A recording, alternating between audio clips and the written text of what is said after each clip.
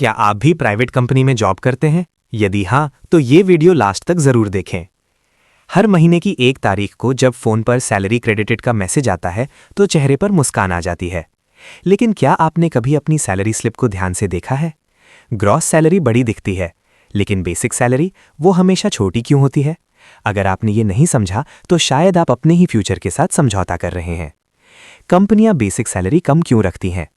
कंपनियां आपकी सैलरी को अलग अलग हिस्सों में बांट देती हैं। HRA, conveyance allowance, special allowance, medical allowance, और बेसिक सैलरी को रखती हैं सिर्फ 35% से 50% तक। लेकिन ऐसा क्यों? जानते हैं इस छोटी सी वीडियो में। कारण नंबर 1, पीएफ यानी प्रोविडेंट फंड। पीएफ का 12% आपकी बेसिक सैलरी पर कटता है और कंपनी भी उतना ही योगदान देती है। अगर बेसिक कम है तो आपका पीएफ कम कटेगा और कंपनी का योगदान भी कम रहेगा। मतलब हर महीने आपका रिटायरमेंट फंड कम बन रहा है। कारण नंबर 2, ग्रेचुइटी। ग्रेचुइटी की गणना भी बेसिक सैलरी पर होती है, पूरी इन हैंड सैलरी पर नहीं।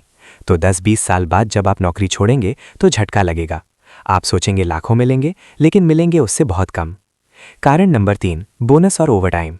कई कंपनियों में बोनस और ओवरटाइम की गणना भी बेसिक सैलरी पर होती है। बेसिक कम तो बोनस कम और ओवरटाइम का पैसा भी कम मिलेगा। इससे कंपनी की बचत ज्यादा होती है। अब जानेंगे टैक्स का खेल। स्पेशल अलाउंस जैसे कई हेड पूरी तरह टैक्सेबल होते हैं। मतलब कंपनी ने पीएफ बचाया लेकिन टैक्स का बोझ आपके ऊपर डाल दिया। आज आपको लगता है कि इन हैंड ज्यादा आ रहा है, लेकिन असल में आपका फ्यूचर फंड कमजोर हो रहा है। ये कंपनी की स्मार्ट कॉस्ट कटिंग स्ट्रैटेजी होती है। तो अगली बार जब आप नौकरी के लिए नेगोशिएट करें, सिर्फ टेक होम सैलरी मत देखिए। ध्यान रखिए आपकी बेसिक सैलरी आपके सीटीसी का कम से कम 50% हो, क्योंकि आज की छोटी गलती कल रिटायरमेंट में बड़ा झटका दे सकती है।